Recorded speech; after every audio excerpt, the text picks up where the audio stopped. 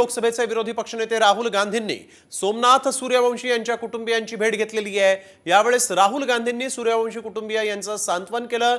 परभणीतील घटनेनंतर मारहाण झाल्यामुळे सोमनाथ सूर्यवंशी यांचा मृत्यू झाल्याचा आरोप करण्यात आला। हे प्रकरण देशभर गाजलं। आता शरद पवारांच्या नंतर राहुल गांधींनी सूर्यवंशी कुटुंबियांची भेट घेऊन त्यांचं सांत्वन केलेलं आहे। यावेळेस काँग्रेसचे नेते देखील उपस्थित होते। परभणीमध्ये राहुल गांधी पोहोचले आणि त्यांनी सूर्यवंशी कुटुंबियांचं सांत्वन केलंय।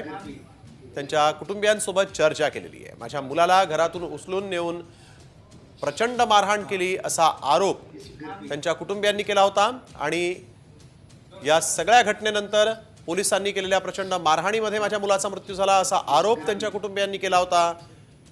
सोमनाथ सूर्यवंशी यांचा पोस्टमार्टम अहवाल जो आहे तो देखील थेट वंचितच्या प्रकाश आंबेडकरांनी ट्विटरवरून अपलोड केला आणि यामुळे पोलिसांच्या मारहाणीमध्येच त्यांचा मृत्यू झाला असा आरोप झाल्यानंतर राहुल गांधींनी या सगळ्या प्रकरणाची दखल घेतली आणि ते खुद्द दिल्लीहून आज परभणीमध्ये पोहोचलेले आहेत।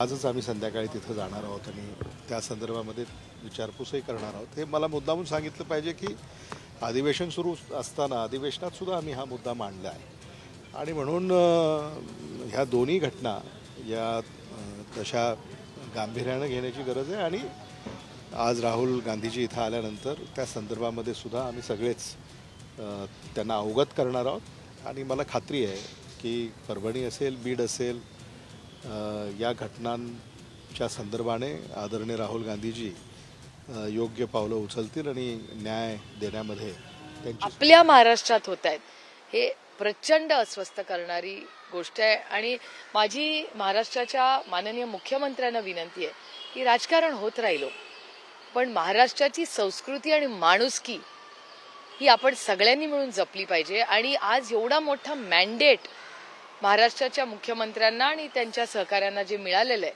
त्यामुळे माझी त्यांच्याकडून जास्त अपेक्षा आहे की नागरिक आणि लोकप्रतिनिधी म्हणून अर्थातच मी त्यांची विरोधक आहेच पण ही जी घटना बीड आणि परभणीला झाली त्याची SIT जी झाली आहे ती पारदर्शकपणे झालीच पाहिजे आणि काल तिथल्या ज्या महिला आहेत त्यांचं दुःख जे सातत्याने तुमच्या चॅनल्सवर आम्ही सगळेच बघतोय।